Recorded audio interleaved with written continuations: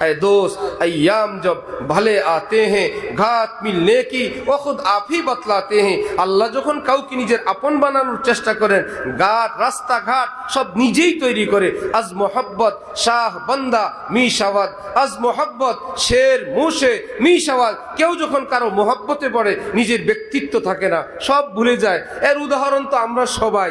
ছোট্ট শিশু যার ঘরে আছে, নিজের আছে কিংবা নাতি আছে, নাতির কাছে নিজের কোনো ব্যক্তিত্ব আছে, কোনো মান সম্মান আছে?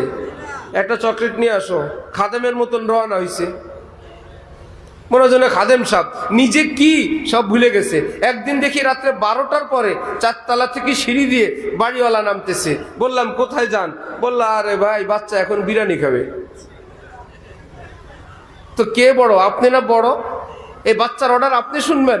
ওই জালালউদ্দিন রুমি বলেন আজ মোহাব্বত শাহ বান্দা মিশাওয়াত। কেউ কারো মোহাব্বতে পড়লে নিজের রাজত্ব ভুলে যায়, যাকে ভালোবাসে তার গোলাম হয়ে যায়। আমার কলিজার টুকরা সন্তান বিরিয়ানি খাবে, তারে বিরিয়ানি না খাওয়ায় আমি কেমনি ঘুমাই? যত কষ্টই হোক আমি বিরিয়ানি নিয়ে আসবো। ওফো, দুনিয়ার কারো প্রেমে পড়লে রাত 2টায় ফোন দিও না, আমি তো 2টায় ঘুমায় থাকি। কেউ বলে না রাত্রে অমুক জায়গায় দেখা করতে আসবা, কেউ বলে না। নিজের প্রিয়তমা স্ত্রী বললে কেউ অস্বীকার করে না।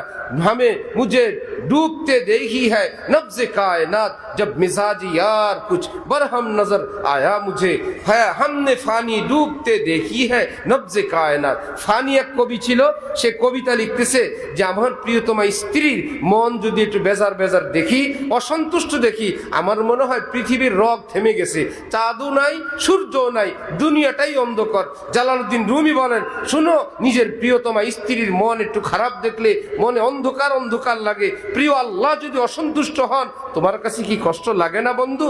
আয়কে সবরাত নেস্ত আজ ফরজন্দুজন সবর চুদা রিজে রব্বে জুলমিনাত। কলিজার টুকরা সন্তান না দেখলে ভালো লাগে না, স্ত্রীকে না দেখলে ভালো লাগে না।